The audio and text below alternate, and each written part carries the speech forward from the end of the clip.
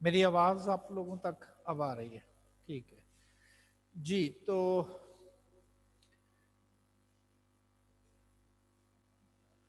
Aldous कल हमने कोई खास चीज नहीं डिस्कस की थी सिवाय इसके कि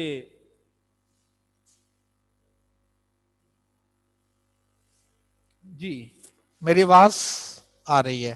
ठीक है, हैंड रेस करें जरा अगर मेरी आवाज आ रही है प्रॉपरली। तो आप लोगों तक अगर आ रही हो तो हैंड रेस करके बताएं। ठीक है, प्रॉपरली आप तक आवाज पहुंच, शुक्रिया जी। अच्छा जी, आल्दो कल हमने कोई खास चीज तो डिस्कस नहीं की थी कि जी सवाए इसके कि जो सब्जेक्ट है स्टैटिस्टिक्स आपको क्यों पढ़ना पड़ रहा है, क्यों क्यों आपके लिए जो सब्जेक्ट है वो पढ़ना आपके लिए जरूरी है। मैंने एग्जांपल दी, जो भी डिसीजन करना होगा हमें डिसीजन करना है on the basis of data, on the basis of data. Data raw facts को कहते हैं। तो हम स्टैटिस्टिक्स का सब्जेक्ट पढ़ के then we will convert data into information, उस इंफॉर्मेशन में बदल देंगे। इंफॉर्मेशन फिनिश प्रोडक्ट को कहते हैं। तो जब डेटा हम फिनिश प्रोडक्ट में इंफॉर्मेशन में बदल देंगे तो देन उस इंफॉर्मेशन की बेस पे हम सर्टन डिसीजंस जो हैं इंफॉर्मेशन की बेस पे, ये जो सर्टन डिसीजंस हैं उनको हम जो है वो परफॉर्म कर सकते हैं कि जी ये हमारे पास इंफॉर्मेशन की बेस पे जो है वो सर्टन डिसीजन जो है वो कर पाएंगे।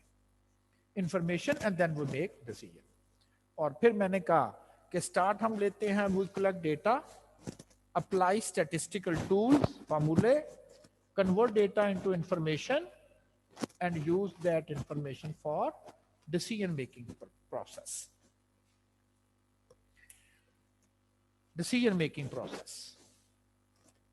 Statistics is a science that helps to collect, represent, analyze and then interpret the data under uncertain conditions, because अगर हमें पहले से ही पता हो कि जी डेटा क्या आना है तो क्या जरूरत है हम स्टैटिस्टिक्स के ग्राफ बनाते रहे, मीन वगैरह कैलकुलेट कर रहे, एवरीथिंग इज फाइन, पता क्या है, लेकिन हमें आइडिया नहीं होता, इसलिए हम इसकी वैल्यूज को डिटरमिन कर सकेंगे।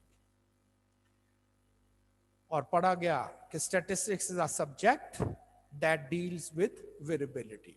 मैंने कहा कि वो वेरिएबिलिटी को खत्म कर देता है, डील्स विद वेरिएबिलिटी आपको ये सिखाता है कि अगर डेटा में वेरिएबिलिटी आ जाए तो क्या करना, जी स्टैट्स के टूल लगा दें। जी यहां तक आल दो कोई चीज खास हमने पढ़ी तो नहीं है, लेकिन अगर आपको कोई क्वेश्चन मुझसे करना है आप हैंड रेस करेंगे, मैं आपका माइक अलाउ करूंगा और आप मुझसे क्वेश्चन करेंगे। एनीवन?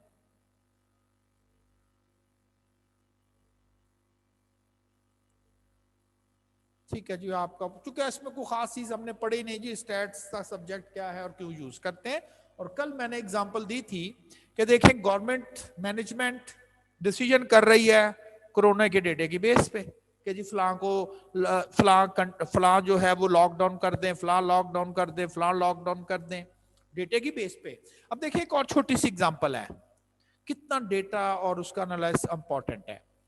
अब आपको पता है कि पिछले दिनों उन्होंने कोविड के लिए उन्होंने कहा था कि रजिस्ट्रेशन करवाएं कोविड के लिए, कि आप रजिस्ट्रेशन करवाएं आपको वैक्सीन लगे ताकि।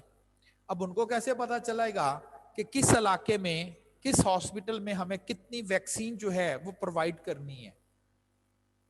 पता नहीं कितने लोग आ जाते हैं, आप वैक्सीन तो बड़े लिमिटेड से पड़ी हुई है और पूरे पाकिस्तान में उन्हें डिस्ट्रीब्यूट करना है, किस हॉस्पिटल में कितनी रख दें? तो वो क्या कर रहे हैं, रजिस्ट्रेशन कर रहे हैं, यानी डेटा कलेक्ट कर रहे हैं। वो डेटा कलेक्शन हो रही है, वो लोग अपना नाम दर्ज करवा रहे हैं, फिर एक डेट तक उन्हें पता चलेगा कि जी इस हॉस्पिटल में इतने लोगों ने अपना डेटा दिया है कि वो वैक्सीन वहां करवाना चाहते हैं। एंड देन उसके बाद जो है वो सारी की सारी उस बेस पे डिसीजन करेंगे कि ठीक है जी इतनी बॉटल्स जो है वैक्सीन की इंजेक्शन जो है वो इस हॉस्पिटल में, इस हॉस्पिटल में, तो आजकल डेटा कलेक्ट हो रहा है। मैं वैसे मैंने आपसे कहा भी था कि ड्यूरिंग द क्लास में आपको जरा इधर उधर की इंफॉर्मेशन भी आपको दिया करूंगा, आपको आपके नॉलेज में होना चाहिए शायद।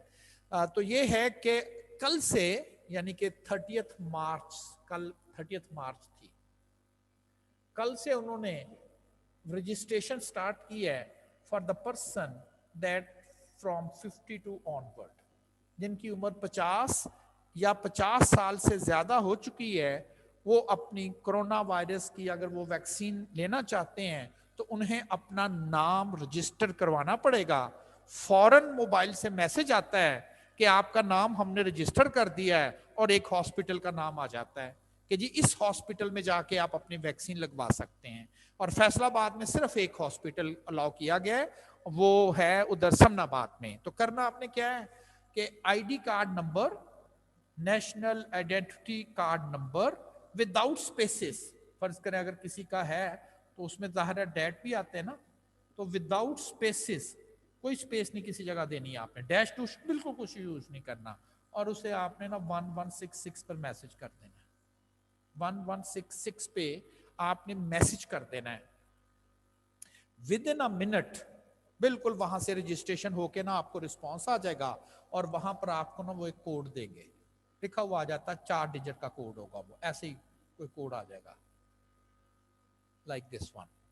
और फिर नीचे मैसेज आ जाएगा कि आपको कब उस वैक्सीन सेंटर जाना है और कितने बजे जाना है, आपको इन्फॉर्म कर दिया जाएगा लेटर ऑन, आपकी रजिस्ट्रेशन हमने कर ली है। और फिर आपसे लिखा हुआ आ जाएगा कि जी आप उस दिन इस डेट को अपना आईडी कार्ड ले जाएं ओरिजिनल, और साथ ये कोड याद करें। हॉस्पिटल में जाएं, अपना आईडी कार्ड दिखाएंगे, वो कंप्यूटर पे चेक कर लेते हैं कि हाँ इसको हमने रजिस्टर किया हुआ है, आप अपना कोड देंगे, वो समझ जाएगा हाँ ये वही शख्स है, और आपको वैक्सीन। तो आपके अगर पेरेंट्स या कोई रिलेटिव या कुछ इस तरह के हैं तो आप 1166 पर उनका आइडेंटिटी कार्ड नंबर मेंशन करते। मैंने तो बिकॉज आई एम अबव 50, तो मैंने तो रात इंतजार करता रहा, जैसे ही 12:05 हुए मैंने फौरन अपना आईडी कार्ड भेजा और मेरी within a minute registration आ गई कि यस यू आर रजिस्टर्ड। क्योंकि मुझे आइडिया नहीं था कि बाद में क्या सिचुएशन होनी है, इसलिए मैंने कहा कि चले जल्दी जल्दी तो कराएं। तो बहरहाल ये ओपन है। बात हो रही थी डेटा की, अभी वो रजिस्टर कर रहे हैं, क्या डेटा इकट्ठा कर रहे हैं। क्यों कह रहे हैं कि आपको बाद में हम आपको डेट एंड टाइम बताएंगे, पता तो कर ले। उन्होंने कुछ मेरा ख्याल को 10 दिन में डेटा इकट्ठा करेंगे, फिर लिस्टें बनेंगी, एनालाइज होगा और पता किया जाएगा पाकिस्तान में इतनी वैक्सीन अवेलेबल है, इस हॉस्पिटल में इतनी चाहिए, तो वो कहेंगे इतने के लोगों को बुला ले, अभी बाकी रहने दें, डिसीजन मेकिंग। तो ये तो फिर हर स्टेप पर इसके बगैर तो गुजारा ही नहीं है ना।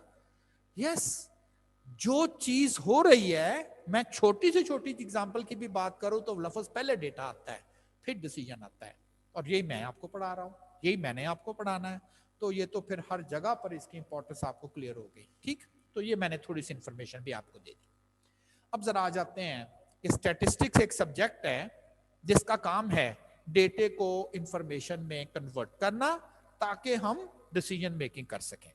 अब ये जो काम है ये 2 ब्रांचेस ने अपने जिम्मे लिया है। देखें, आप किसी बैंक में जाते हैं या इवन कॉलेज में आए हैं, आप कॉलेज में अगर एडमिशन लेने आए हैं तो आपको उन्होंने एग्जामिनेशन ब्रांच में तो नहीं भेज दिया कि वहां हमारा एग्जामिनेशन ब्रांच के लोग बैठे हुए हैं और जाएं और उनसे राब्ता कर लें। आप एडमिशन ब्रांच में आए, ठीक, फिर कोई फीस में करना हो तो वो फीस वाला जो अकाउंटेंट है वो लैदा बैठा हुआ है। फिर जब आप एग्जाम के रेलेवेंट आएंगे तो एडमिशन वाले नहीं डील आपको करेंगे, फिर आपको कह देंगे आप जरा एग्जामिनेशन ब्रांच में चले जाएं। हर काम करने के लिए हर जगह पर मुख्तलिफ काम डिस्ट्रीब्यूट हुआ, कुछ किसी ने करना है कुछ किसी ने करना है। तो स्टैटिस्टिक्स का सब्जेक्ट जो है उसका काम है डेटे को कन्वर्ट करके इंफॉर्मेशन बनाना, लेकिन ये 2 ब्रांचेस में होगा। कुछ काम एक ब्रांच ने करना है और कुछ काम दूसरी ब्रांच ने करना है। डिस्क्रिप्टिव ब्रांच का क्या काम है? डिस्क्रिप्टिव ब्रांच का काम है कि अब वो डेटा को ऑर्गेनाइज करेंगे, कैसे कलेक्ट करना है, डेटे को समराइज करेंगे, लिस्टें वगैरह कह लें कैसे बननी है, डेटा डिस्प्ले कैसे करना है, यस ये भी टेक्निक है, बताना जैसे ग्राफ होंगे, डेटे के टेबल की फॉर्म कैसे बनानी है, डेटे को टेबल में कैसे लिखना है, डेटे का ग्राफ कैसे करना है, और कुछ न्यूमेरिकल कैलकुलेशन। ये मैंने स्टैट्स की कैलकुलेशन लिखी है, इसको आप किसी भी नोटेशन से फार्मूले से आप फेमिलियर नहीं हो, मैं इनके नाम नहीं ले रहा, लेकिन ये मैंने स्टैट्स की कुछ कैलकुलेशन लिखी है। तो डिस्क्रिप्टिव स्टैटिस्टिक्स ब्रांच का काम क्या है? आपको ऐसे मेथड ये सिखाएगा। इस ब्रांच ने कहना जी डेटा कैसे कलेक्ट करना, जी मेरा काम है, मैं आपको बताऊंगा। डेटे के टेबल कैसे बनाने हैं, डिस्क्रिप्टिव ब्रांच में काम होगा आपका। ग्राफ कैसे करना है, कैलकुलेशन कैसे करनी है, ये सारे के सारे काम जो हैं ये डिस्क्रिप्टिव स्टैटिस्टिक्स में आते हैं। जब ये डिस्क्रिप्टिव स्टैटिस्टिक्स अपना काम सारा कर लेगी, देन कहेगा जी चलें जी अब हमारा काम खत्म हो गया, अब जरा आप इन्फरेंशियल ब्रांच में चले जाएं, दूसरी ब्रांच में चल जाएं। इन्फ्रेंस करना, इन्फ्रेंस क्या होता है, नतीजा अखज करना। अब जरा देखें, फर्ज करें आप 2-3 बहन भाई हैं, आपस में लड़ पड़े, हर घर में होता है। शाम को आपके अबू घर आए, सबने शोर मचा दिया, अबू इसने मारा था, आज ये किया वो किया। अबू कहते उठ ठहरो ठहरो ठहरो, मुझे जरा बताओ ना हुआ क्या था। अच्छा पहले तुम बताओ। अब आपके अबू आपके भाई बहन से डेटा कलेक्ट कर रहे हैं, अबू ये हुआ था, फिर इसने मुझे गाली दी, फिर मैंने उसे ये कहा। तो आपके अब्बू आपसे डेटा कलेक्ट कर रहे हैं, आपसे, आपके भाई से, आपके बहन से। हो गया डेटा कलेक्ट। तो जब डेटा कलेक्ट किया और इस दौरान आपके अब्बू ने वो जो सारा डेटा ना अपने माइंड में कंपाइल कर लिया, मुझे ये झूठ बोलता लगता है, मुझे ये ठीक, जो भी है। और उसके बाद आपके अब्बू एक वर्ड बोलते हैं कि देखे जी मैंने आप सबकी बातें सुन ली, डेटा यानी कि ले लिया, आपने मुझे क्या कर दिया, डिस्क्राइब कर दिया।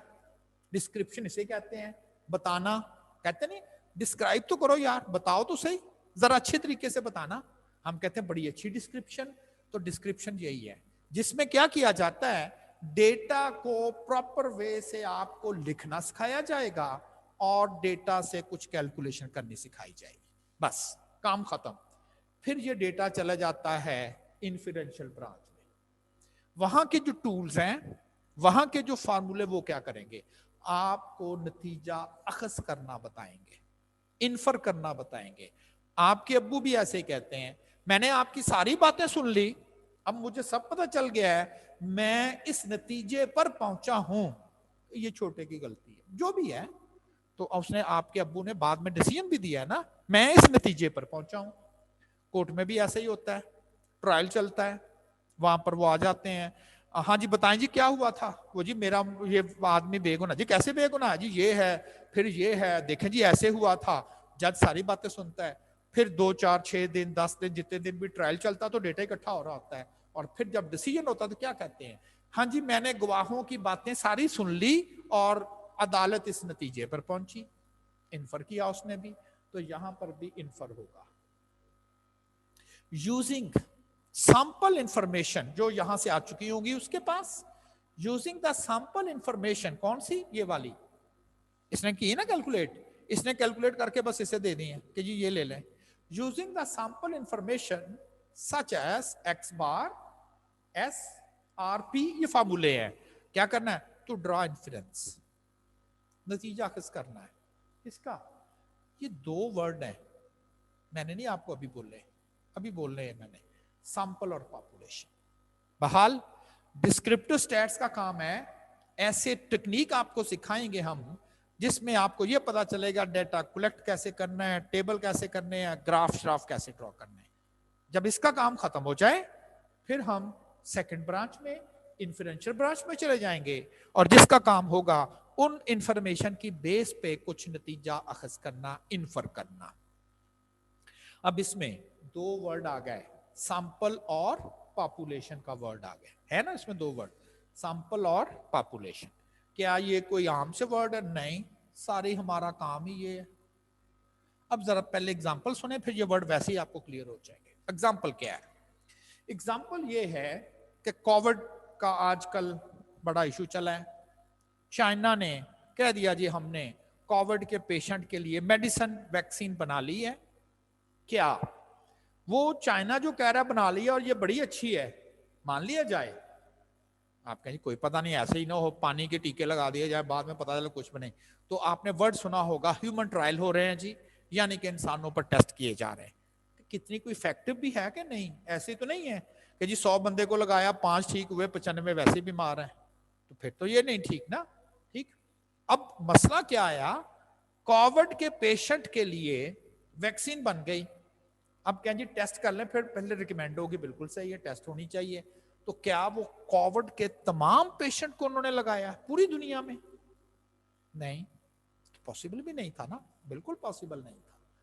उन्होंने मेरे ख्याल पाकिस्तान में भी, अब मुझे अब नंबर याद नहीं है मैं, लेकिन जरूर इंटरेस्ट शो करूंगा, देखूंगा नेट से, उन्होंने मेरा ख्याल कि 5-7 हजार लोगों के ऊपर इसको टेस्ट किया कोविड के लिए।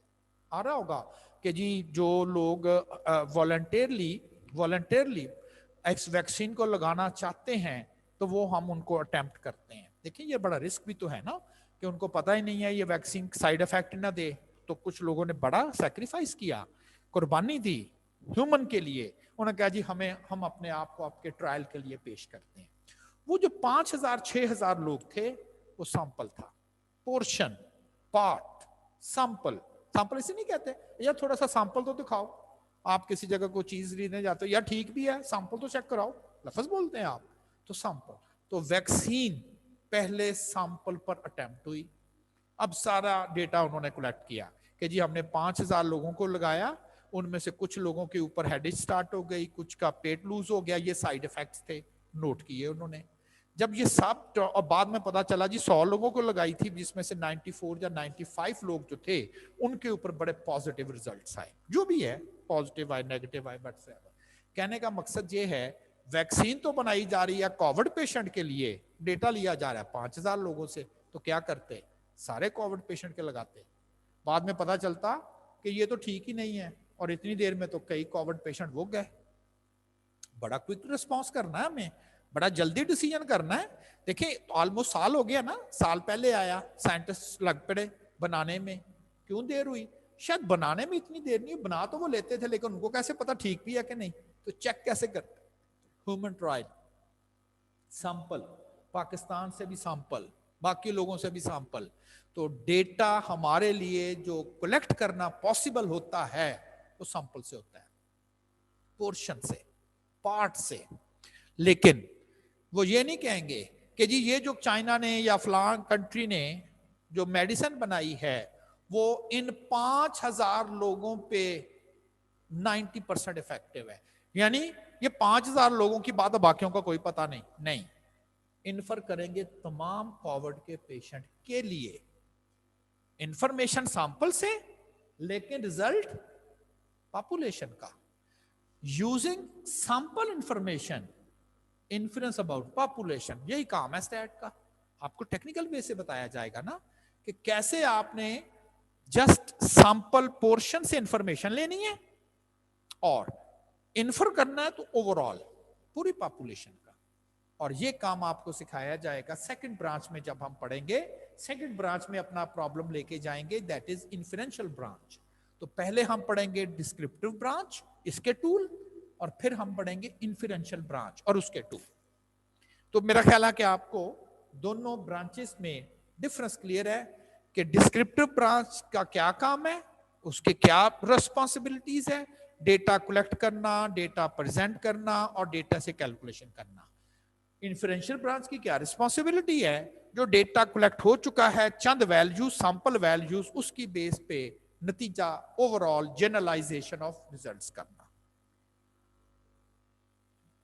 मैंने यही चीज सेंटेंस में बना के लिख दी ताकि थोड़ा सा याद भी रह जाए।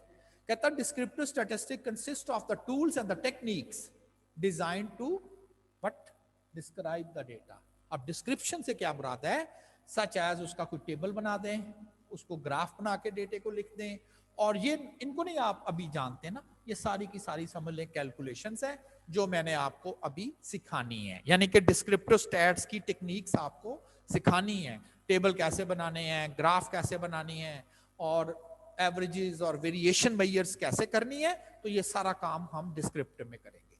जब ये काम कर लेंगे फिर कहेंगे लो जी हमारी ब्रांच का काम तो खत्म हो गया, अब उठा के हम इन्फिनेंशियल ब्रांच में ले जाएंगे। और वो काम क्या होगा, उसमें कैसी टेक्निक होगी that allow a decision maker, हम डिसीजन मेकर जिन्होंने डेटा इकट्ठा किया था, तो रीच अ कंक्लूजन, नतीजे पर पहुंचेंगे हम, अबाउट characteristics ऑफ, क्या लिखा हुआ है, लार्जर डेटा सेट। तो डिसीजन किसके मतलब, लार्जर डेटा सेट, पॉपुलेशन के मतलब, लेकिन किस पर बेस करके? कहता सबसेट से, छोटे से पार्ट से, सैंपल से। यही बड़ा हमारा टेक्निक है, ये बहुत बड़ा एफर्ट है कि जस्ट सैंपल डेटा से इंफॉर्मेशन लेके ऐसी टेक्निक आपको सिखाई जाएंगी विद मिनिमम एरर, आप उस रिजल्ट को ओवरऑल जनरलाइज कर सकेंगे। तो ये टेक्निक जो हैं वो इन्फरेंशियल स्टैटिस्टिक्स में आपको टीच की जाएंगी। घर में खाना बनाओ ना, और आपकी अम्मू कहती है कि यार मामू के लिए खाना बनाया है, जरा खीर जो है इसमें मीठा तो चेक करो बेटा, और आपने अगर स्टैट ना पड़ी हो बेटा तो आपने सारी खीर खा खू के मूछें साफ करनी थी और कहना था अम्मी बिल्कुल ठीक था मीठा। अब अम्मी गरीब क्या करे, आपने तो हड़प कर गया सारा। तो आपको स्टैट पढ़ा रहे हैं, सैंपल लें, चम्मच एक दो ले लें, फिर इन्फर कर दीजिएगा पूरी खीर के मतलब। ये है इन्फरेंशियल स्टैटिस्टिक्स। तो सैंपल लिया आपने, उस सैंपल से डिस्क्रिप्शन ली, टेस्ट किया ना, बस उसकी जगह मैं सैंपल लेने के बाद स्टैट के फार्मूले सिखाऊंगा।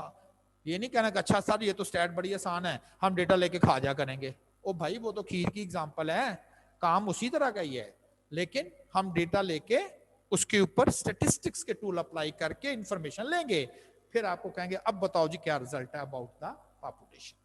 तो ये दो मेन ब्रांचेस हैं स्टैटिस्टिक्स। वर्ड पॉपुलेशन क्या है?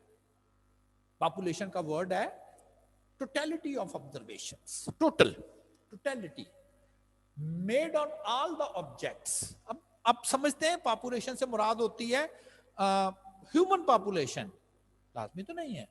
अगर हम कोई डेटा कलेक्ट कर रहे हैं, फर्ज करें हमारी यूनिवर्सिटी में फॉरेस्ट्री डिपार्टमेंट है ट्रीज से, तो वो तो कहेगा ना तमाम tree is my population of trees. तो पॉपुलेशन का वर्ड टोटलिटी से है ना, टोटल से है। अच्छा ये चीज इंपॉर्टेंट है, some common specific characteristics.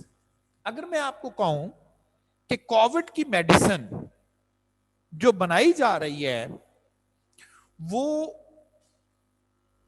Population के ऊपर इंप्लीमेंट करनी है, डेटा आपने सैंपल से लेना है, तो ओवरऑल जो पूरे कोविड के पेशेंट है, कोविड के पेशेंट, वो आपकी पॉपुलेशन कहलाएगी। सब कोविड पेशेंट, क्योंकि उनके मतलब लगी थी ना।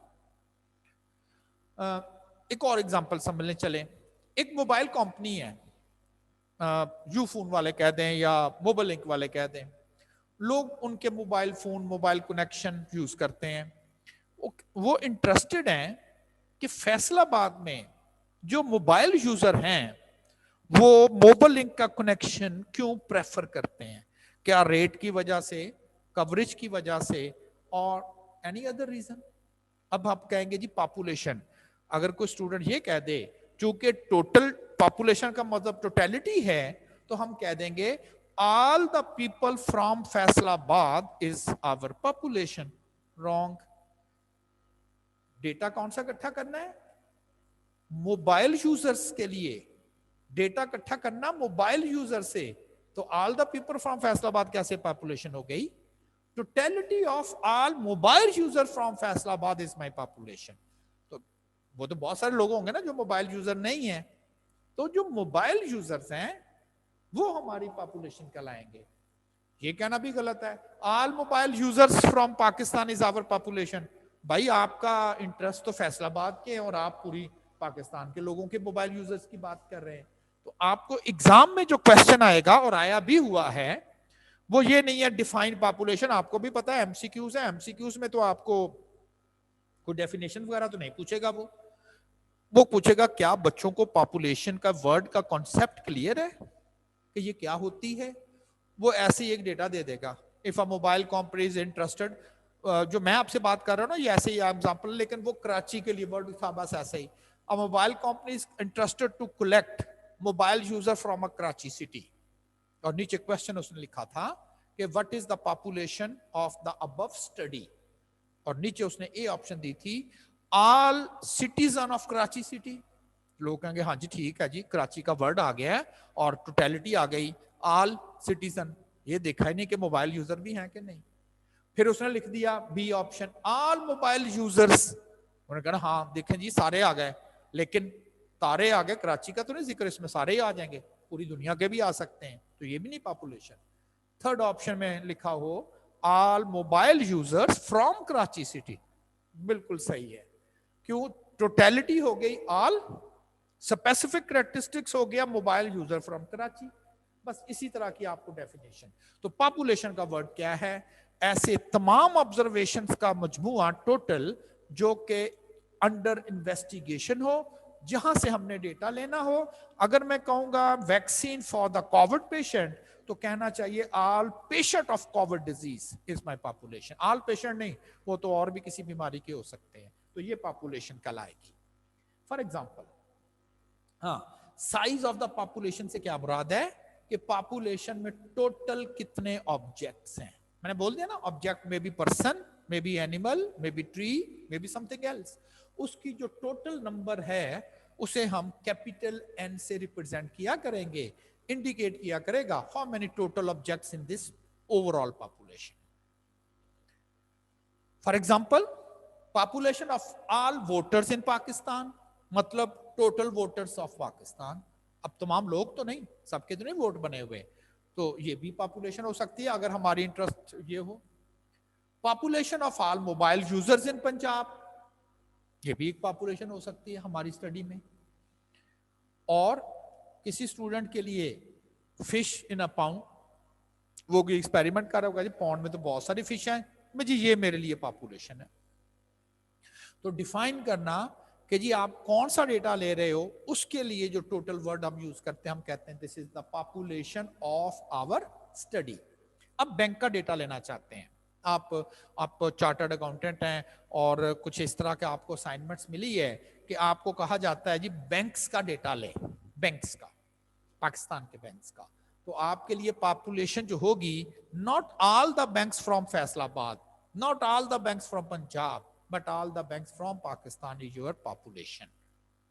और अगर कहा जाए एमसीबी बैंक्स का डेटा लेना तमाम का, तो सिर्फ एमसी बैंक पाकिस्तान के, वो आपकी पॉपुलेशन। तो डिपेंड करता है कि what is your study objective, उसके मतलब जो टोटल होगा उसे हम पॉपुलेशन कहेंगे। पॉपुलेशन के साथ जो वर्ड कनेक्ट है वो है पैरामीटर का। पैरामीटर का वर्ड कब यूज किया जाता है या क्या चीज है? देखिए, मैंने अभी आपको बताया कि हम स्टैटिस्टिक्स में जब न्यूमेरिकली डेटा कलेक्ट कर लेंगे तो बहुत सारी हम उस डेटा के ऊपर कैलकुलेशंस परफॉर्म करेंगे, बहुत सारी। अभी आपको शायद एक भी नहीं पता, एक कैलकुलेशन के, जैसे आप फेमिलियर है, वो हम मीन, क्योंकि ये तो बड़ी देर से हम सुनते हैं कि तमाम वैल्यूज को जमा कर लिया, नंबर ऑफ वैल्यूज से डिवाइड कर दिया तो मीन आ गया, तो यस, इससे फेमिलियर है। और इसके अलावा और भी बहुत सारी कैलकुलेशन आपको सिखाई जाएगी। फर्ज करें ये ऐसे जो बॉक्स मैंने बनाया है, ये है मेरे पास तमाम पॉपुलेशन अवेलेबल है।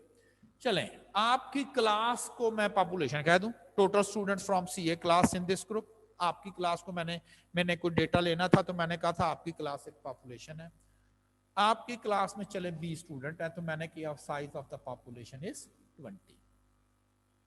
मैं डेटा कलेक्ट कर रहा हूं तो डेटा किसी कैरेक्टरिस्टिक का ही होगा ना।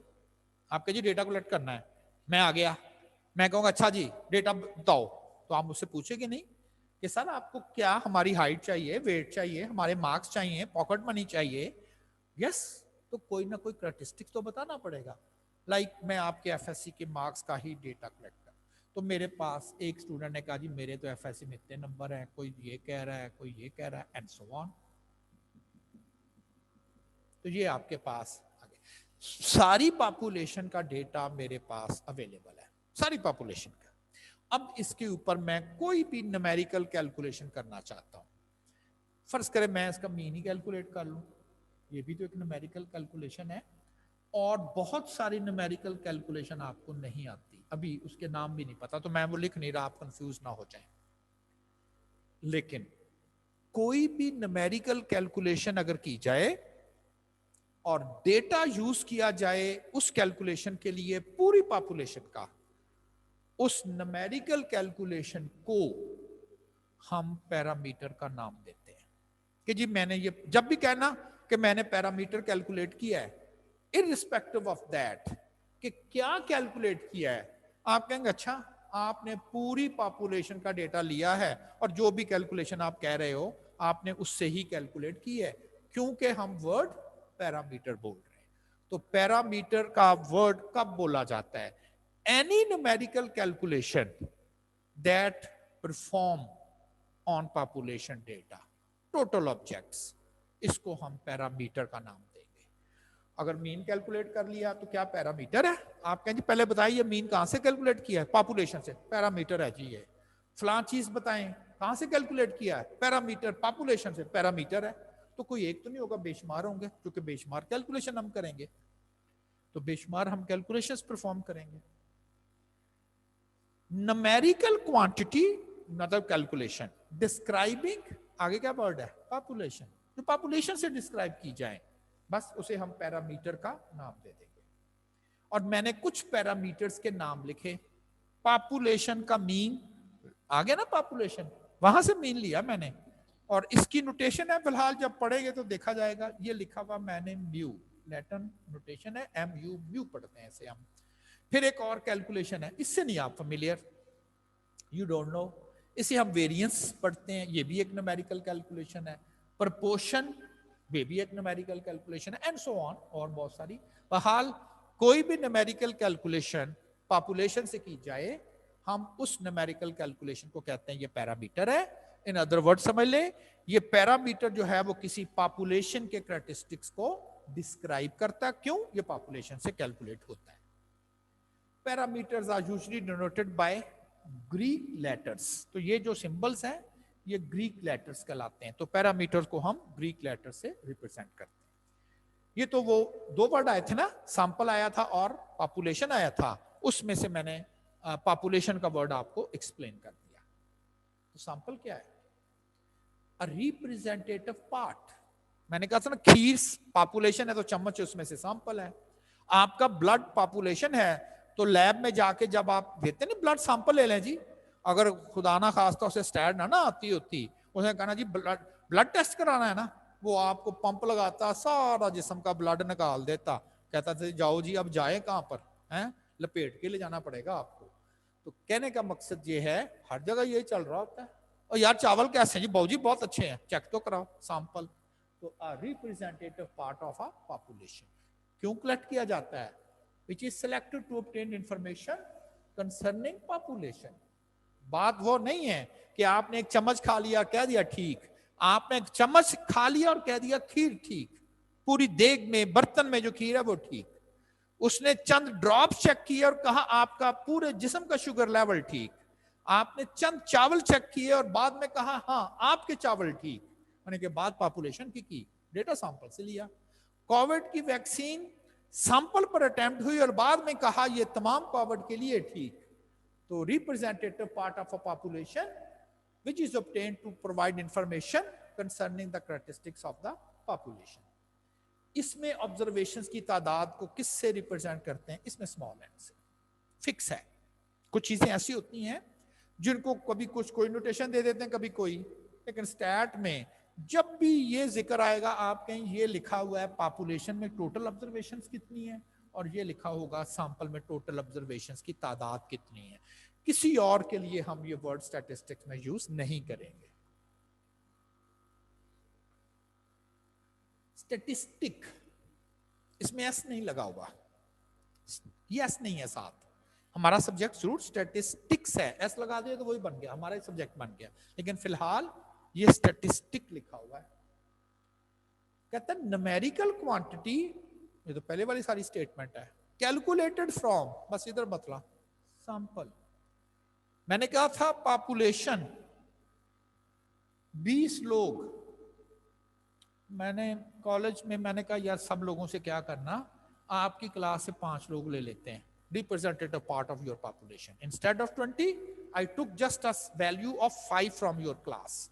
मैंने इसकी 5 वैल्यूज ली, ये भी तो डेटा ही होगा ना, और यहां से कैलकुलेशन परफॉर्म की, मीन की चले कह दें, यहां से भी की थी मीन की, लेकिन पैरामीटर उस वक्त कहलाएगा जब पॉपुलेशन का डेटा यूज किया, और मीन स्टैटिस्टिक उस वक्त कहलाएगा जब मैंने सैंपल का डेटा यूज किया। यानी कि कोई भी न्यूमेरिकल क्वांटिटी अगर सैंपल डेटा से की जाए स्टैटिस्टिक, पॉपुलेशन डेटा से की जाए तो पैरामीटर। और इस स्टैटिस्टिक एक सिंगुलर है, सिंगुलर, इसका प्लूरल वर्ड स्टैटिस्टिक्स, हमारा सब्जेक्ट वही है।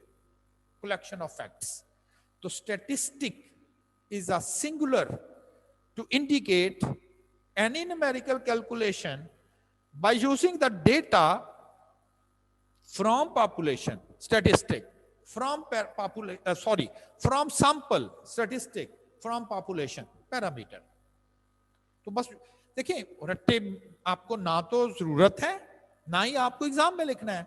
हाँ, अगर आप कोई सब्जेक्ट पेपर देते तो मे भी 1-2 नंबर की ऐसे आ जाती, clearly define differentiate between population and sample, parameter and statistic. तो फिर तो आपको वर्ड्स लिखने ही पड़ने थे कि जी ये इन दोनों में ये फर्क है. अब उसने आपसे एमसीक्यूज पूछना है, बस पता चलना चाहिए कि जी पैरामीटर क्या शय है. एक न्यूमेरिकल क्वांटिटी जो पॉपुलेशन से कैलकुलेट की जाए, पैरामीटर न्यूमेरिकल क्वांटिटी जो सैंपल से कैलकुलेट की जाए, स्टैटिस्टिक, और उसका plural statistics. It is used to give information about unknown values in the corresponding population parameter. It is the educated guess. अंदाजा लगाना था ना, गेस. तो हर जगह देखें, जब मैंने कहा ना सैंपल ले रहे तो क्या कर रहे हैं आप, अंदाजे लगा रहे हैं, गेस ही कर रहे हैं. कहता जी स्टैटिस्टिक इसलिए कैलकुलेट की जाती है. स्टैटिस्टिक्स यानी कि प्लूरल वर्ड्स में बोल रहा हूं, are usually denoted by Latin letters. वो ग्रीक लेटर्स और ये लैटिन लेटर्स के साथ हम इसको रिप्रेजेंट करते हैं. एग्जांपल मैंने दे दिया ऐसे ही. सैंपल मीन ये ना एक्चुअली एक्स. देखिए ना, आपको एक्स की नहीं पता ये क्या लिखा हुआ है, ये एक्स. जिन्होंने तो स्टैट्स पढ़ी है उन्हें तो थोड़ा सा आइडिया होगा ये एक्स क्या है, तो आपको तो ये पता नहीं एक्स क्या है. तो इसलिए मैं नोटेशन में बिल्कुल नहीं अब आपको इंडच कर रहा, मजबूरी है, लिखना पड़ रहा है. एस स्क्वायर पी हैट, उसमें मैंने क्या लिखा था, इसको लिखा था मैंने म्यू, इसे मैंने जरा डिफरेंट नोटेशन से लिखा था, इसको मैंने डिफरेंट नोटेशन से लिखा था. वो पैरामीटर थे, ये जरा सैंपल से लिया गया है. तो हम नोटेशन बिल्कुल सब चीजें पढ़ेंगे, तो ये नोटेशन भी हम डिफरेंट जो है वो यूज करेंगे. तो होप्स हो कि आपको सैंपल, पैरामीटर और स्टैटिस्टिक में डिफरेंस आपको क्लियर हो गया होगा कि ये है क्या चीजें. इसी चीज को मैंने जरा एक पिक्टोरियल वे से समझाया. चीजें वही हैं. मैंने कहा जो समरी कह दें, पॉपुलेशन में पैरामीटर्स होते हैं और ये मैंने कुछ पैरामीटर्स के नाम लिखे हुए हैं. सैंपल में स्टैटिस्टिक्स होती हैं और मैंने कुछ स्टैटिस्टिक्स के नाम लिखे हुए हैं. ठीक है ना. तो वहां से कैलकुलेशन पैरामीटर, वहां से स्टैटिस्टिक. और कहते हैं जी जब आपने रिजल्ट ड्रॉ करना होता है तो ऑल दो कैलकुलेशन सारी सैंपल से ही हम परफॉर्म करते हैं, क्योंकि हमारे पास इतने रिसोर्सेज नहीं होते या इतना टाइम नहीं होता कि हम पूरी की पूरी पॉपुलेशन को ही स्टडी कर सके. लेकिन रिजल्ट पॉपुलेशन का, यही इन्फरेंशियल स्टैटिस्टिक्स. पॉपुलेशन है group of all objects are representative part. तो मैंने एक पेज पर आपको समरी सारी जो भी आपसे डिस्कशन की, एक पेज पर मैंने सारी समरी आपको बता दी कि जी हमने एक्चुअली करना क्या है, यहां से कैलकुलेशन को क्या कहते हैं, सैंपल से कैलकुलेशन को क्या कहते हैं, स्टैटिस्टिकल इन्फ्रेंस किस बला का नाम है. तो ये सारी की सारी मैंने एक्सप्लेन कर दी. अब बात आ रही थी डेटा, है ना. अक्सर बोलते हैं डेटा. मैंने भी कहा था कि जी आपसे हाइट का या वेट का डेटा ले. कुछ बेसिक सी डेफिनेशंस हैं. ऑब्जर्वेशन किसे को कहता है? The single recording of information is called observation. फर्ज करें मैंने आपसे ही एफएससी के नंबर का डेटा लगाया था. जब मैं पहले स्टूडेंट को पूछूंगा कि भाई आपके कितने नंबर हैं, वो मुझे कहेगा 676. तो मैं कहूंगा ये मेरी एक ऑब्जर्वेशन आ गई, एक ऑब्जर्वेशन. इसको हम डेटम भी कॉल करते हैं. फिर मैं दूसरे स्टूडेंट से पूछूंगा तो मैं कहूंगा ये दूसरी ऑब्जर्वेशन. फिर तीसरे स्टूडेंट से पूछा, पहले ऑब्जर्वेशन, फिर मैंने दूसरी ऑब्जर्वेशन रिकॉर्ड की, फिर मैंने तीसरी ऑब्जर्वेशन रिकॉर्ड की. पहली ऑब्जर्वेशन, दूसरी ऑब्जर्वेशन, तीसरी ऑब्जर्वेशन, और इसको मैं कहूंगा ये डेटा है.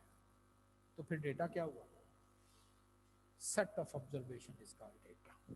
तो single reading observation, set of observations called data. तो फिर डेटा कलेक्शन हो गई ऑब्जर्वेशंस की, प्लूरल वर्ड है. इसका सिंगुलर ऑब्जर्वेशन या इसका सिंगुलर वर्ड डेटा कह दे. तो ऑब्जर्वेशन या डेटम, सिंगुलर हो तो datum, collection of datum is a data. तो ऐसे ही मैंने कहा जरा साइंस पढ़ रहे हैं, यानी कि कुछ एक सब्जेक्ट पढ़ रहे हैं, तो कम से कम नाम तो जरा पूरी तरह प्रॉपर वे से बोलने चाहिए ना। तो डेटम और data, datum is a singular word which represent a single record, data is a plural word which mean collection of datums और ऑब्जर्वेशंस। अब डेटा हमारे पास दो तरह का है। आल्दो मैंने ये पूरी उसकी डिस्क्रिप्शन लिखी और फिर आपको कहूंगा कि जी इस डिस्क्रिप्शन को ऐसा याद करने की जरूरत नहीं है, बस समझ लें प्राइमरी और सेकेंडरी डेटा में फर्क है क्या, बस इसको फर्क नहीं, फिर ये पढ़ेंगे ना तो वाकई समझ भी आएगी वाकई ये चीज लिखी हुई है। प्राइमरी और सेकेंडरी डेटा, डेटा दो तरह का होता है, एक को हम कहते हैं ये प्राइमरी डेटा है और एक को हम कहते हैं सेकेंडरी डेटा। ऐसा डेटा जो ऑलरेडी कलेक्टेड नहीं है, किसी जगह अवेलेबल नहीं है, एग्जिस्ट नहीं कर रहा, और अगर हमें वो डेटा चाहिए तो हमें फ्रेशली कैलकुलेट करना हो, उसे कहते हैं ये प्राइमरी डेटा है। Data that is not already available, data which has to be collected fresh. आप कहीं कोई एग्जांपल दें? ओके, आपको अगर ये चाहिए कि फैसलाबाद में कितने के घर ऐसे हैं जो 10 मरले के ऐसे कह ले, आप कहें ये डेटा कहां, तो कलेक्ट ही करना पड़ेगा। नहीं, रेवेन्यू ऑफिस चले जाए जो प्रॉपर्टी टैक्स लगाते हैं, हर घर का रिकॉर्ड है उनके पास, टैक्स नहीं लगाना, मालिक का नाम, कवर्ड एरिया भी अलहदा, टोटल एरिया भी अलहदा कि टोटल एरिया इस घर का कितना है, इस घर का कवर्ड एरिया कितना है, सब कुछ वहां लिखा हुआ है। अगर आप चाहिए तो वहां ले जाएं, चले जाएं, मिल जाएगा। तो वो तो प्राइमरी नहीं है, वो तो अवेलेबल है, उसे सेकेंडरी कहेंगे। ऑलरेडी कलेक्टेड, ऑलरेडी अवेलेबल, तो वो सेकेंडरी कहलाता है। Not available, we have to calculate fresh, primary कहलाएगा।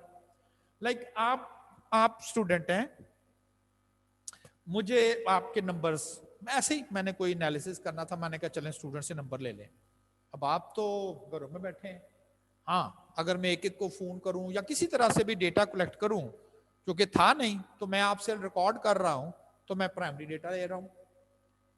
मुझे किसी ने कहा सर ये तो ऑलरेडी अवेलेबल है क्या? हाँ, वो कॉलेज वालों के पास शायद आपने जमा कराया होगा, जी मेरे इतने एफएससी के नंबर हैं, जब तो अगर मैं ज़ाहिर ये तो फिर सेकेंडरी डेटा हो गया ना, वो तो अवेलेबल था, मैं मैम से डेटा ले लेता हूं तो मैं कहूंगा yes it is a primary data, क्यों? ऑलरेडी कलेक्टेड था। मैंने आपकी हॉबीज भी नोट करनी थी, पूछना था आपकी हॉबीज में रीडिंग है, ड्रामा जो भी है, वो नहीं था, ये मैं आपसे लूंगा, फ्रेश कैलकुलेट करूंगा, दैट इज प्राइमरी। तो सिंपल इज दैट। ऐसा कोई भी डेटा जो ओरिजिनली कलेक्ट किया जाए, उसके ऊपर कोई स्टैटिस्टिकल ट्रीटमेंट नहीं हुई, फ्रेश का आप कैलकुलेट करके ला रहे हैं, कलेक्ट कर रहे हैं, तो ये होगा प्राइमरी डेटा।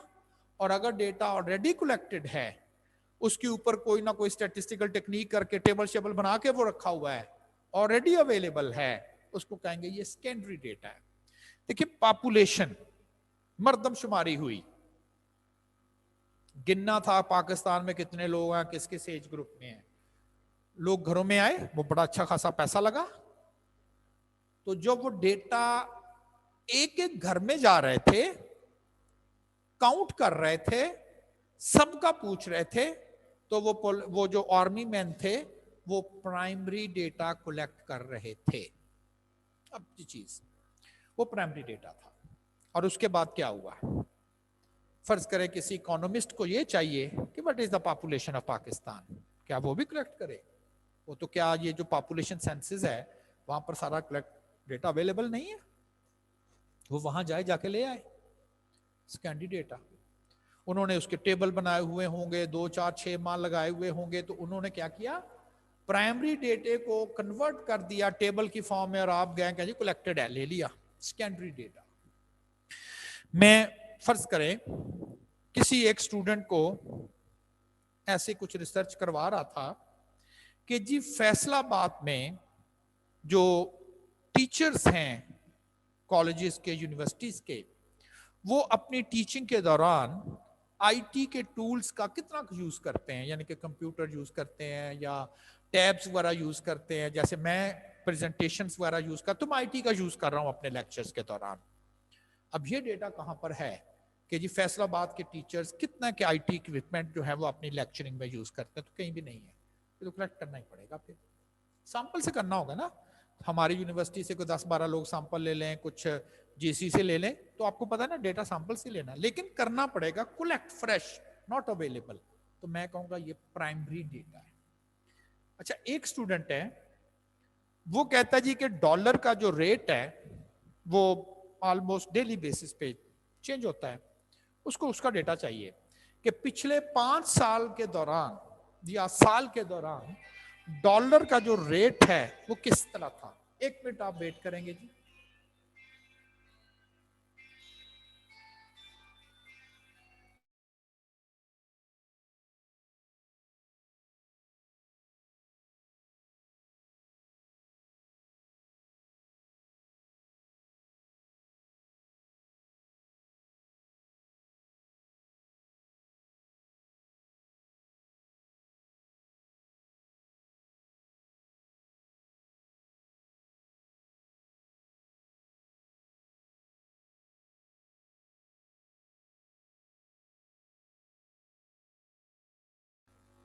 जी तो वो उसको डेटा चाहिए कि जो डॉलर है पिछले 1 साल के दौरान कितना उसका डेली कितना, ताकि वो इकोनॉमिक्स का कोई स्टूडेंट है।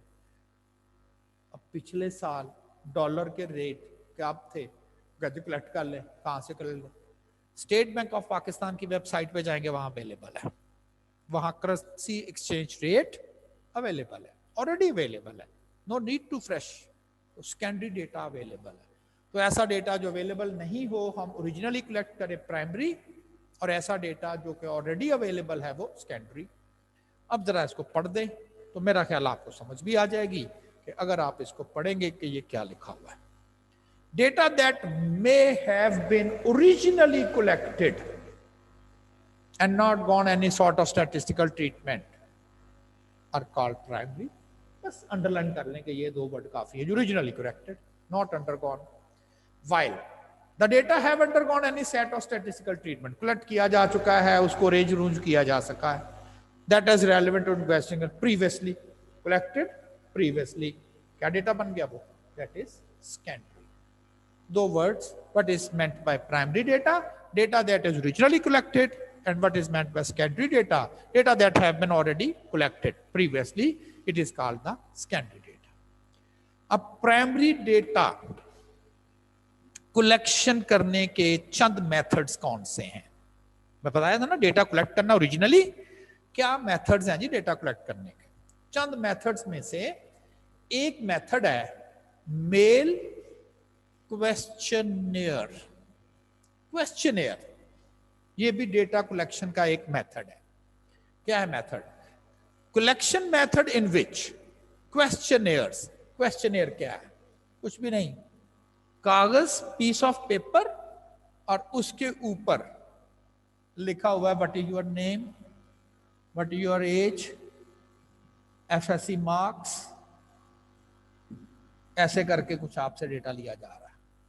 इस फॉर्म को हम क्वेश्चनेयर बोल देते हैं कि जो डेटा कलेक्ट करना था उसके रेलेवेंट जो जो क्वेश्चन है वो हम एक पेज पे लिख दिए, हम इसे लफ्ज बोल देते हैं क्वेश्चनेयर।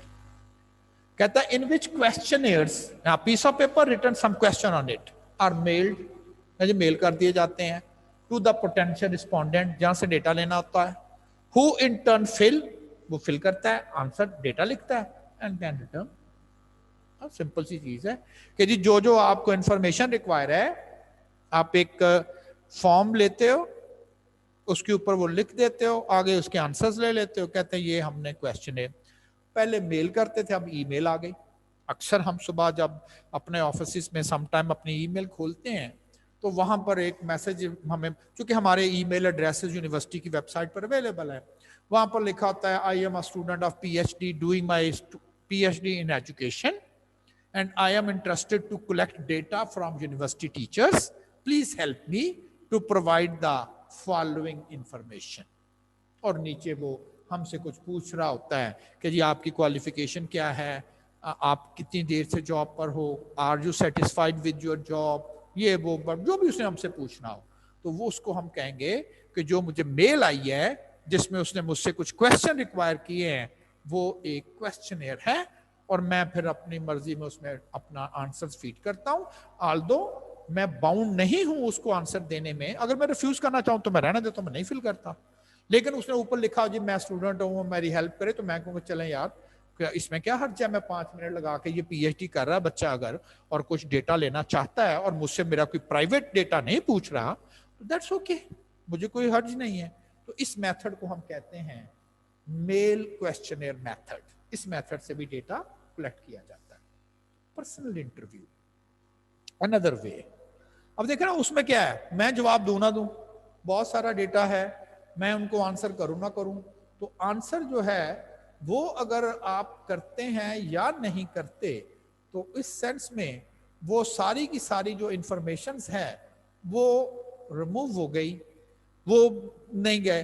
पर्सनल इंटरव्यू में डेटा लिया जाता फेस टू फेस, यानी कि बैठ गए, हाँ जी मैंने आपसे कुछ डेटा कलेक्ट करना है, आप मुझे जरा प्रॉपर आंसर देंगे, अच्छा ये बता दें, ये बता दें, ये बता दें। ये थोड़ा कॉस्टली है क्योंकि एक एक शख्स के पास जाना जाएगा, ऐसे ही है ना, कॉस्टली है, एक एक शख्स के पास इंटरव्यू में जाना पड़ेगा। अब मैं मेंबर हूं पाइड का, Pakistan institute of development economics, Islamabad का एक है ऑर्गेनाइजेशन, वो हर साल तकरीबन डेटा लेते हैं। तो क्या आप सब, और मुझसे नहीं बहुत सारे लोगों से, कोई मुल्तान में भी होगा, कोई लाहौर में भी होगा, तो क्या वहां से एक बंदा आए इस्लामाबाद से, पहले मेरे पास आए, मेरा इंटरव्यू करे फेस टू फेस, मुझसे डेटा ले, फिर मुल्तान चला जाए, फिर कराची चला जाए, वो तो लाखों रुपया नहीं लग जाएगा। तो क्या उसने अपने ऑफिस में बैठा रहे, क्या करे, क्वेश्चनर मेल कर दे, इजी, मेरे मेल में पहुंची, मैंने आंसर लिया, वापस बैठे बैठे अपनी सीट पे। पहले जब वो कलेक्ट करते थे ना, जब ईमेल इतनी कॉमन नहीं थी, लोगों के पास नहीं थी, ये तो अभी चंद सालों में ये बहुत कॉमन हुई ना, तो मुझे बकायदा वो एक रजिस्टर्ड लेटर आता था, वो मैं एनवेलप खोलता था तो मुझे उसमें से फॉर्म मिलता था, दैट इज क्वेश्चनेयर। उसके ऊपर टिकट उन्होंने लगाई होती थी कि मैं इस वजह से आंसर शायद ना दूं कि मुझे टिकट लगानी पड़ेगी, वो टिकट शिकट लगा के भेज देते थे, कहते ये फॉर्म फिल कर दे, इस लिफाफे में डाल के हमें मेल बैक कर दे। तो इस मेथड को हम कहते हैं collection through mail questionnaires. Telephonic service और भी आसान हो गया है, टेलीफोन आता है जी, अक्सर नहीं होता, अगर आप फ्ला कर रहे हैं तो प्रेस 1, देखें वो आप किसी बैंक वगैरह के नहीं, आप कॉल करते या मोबाइल कंपनी को कॉल करते या किसी बैंक को कॉल करते हैं, और फिर वो कहते हैं अच्छा जी अब हम डेटा कलेक्ट करने लगे हैं कि क्या आप हमारी सर्विस से सेटिस्फाइड हैं कि नहीं, उसके बाद आपको प्रेस 1, प्रेस 2, प्रेस 3, प्रेस 4, तो डेटा तो कलेक्ट हो रहा है। कौन सा मेथड यूज कर रहे हैं वो, telephonic survey, considered to be cost effective and dominant data collection method. Telephone surveys are characterized as a semi personal method of data. Semi personal इसलिए कि सम टाइम वो पर्सनल इंटरव्यू में तो face to face बैठे हुए ना, आप आमने सामने कह दें, तो सम टाइम वो मैनुअली भी फोन कॉल करके कह देते हैं अच्छा जरा ये बता दें।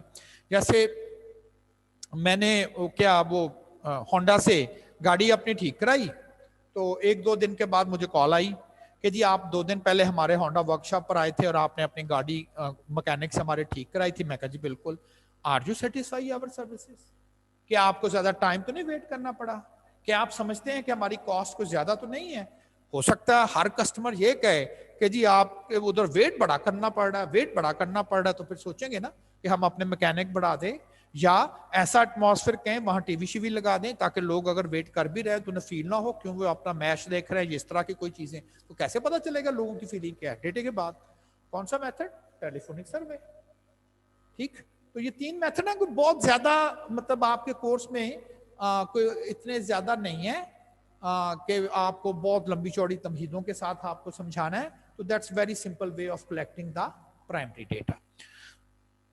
ठीक है जी, आज के लिए इतना ही, क्योंकि आपकी क्लास का टाइम हो गया है, तो इंशाल्लाह कल हम यहीं से, बल्कि कल मेन शुरू करेंगे, जो सारा का सारा काम है, वेरिएबल क्या है, और सारी आप देखेंगे कि ये सारी की सारी कैलकुलेशन, तो अपने कैलकुलेटर्स को रेडी कर लें। अब ये आपके लिए मैसेज है।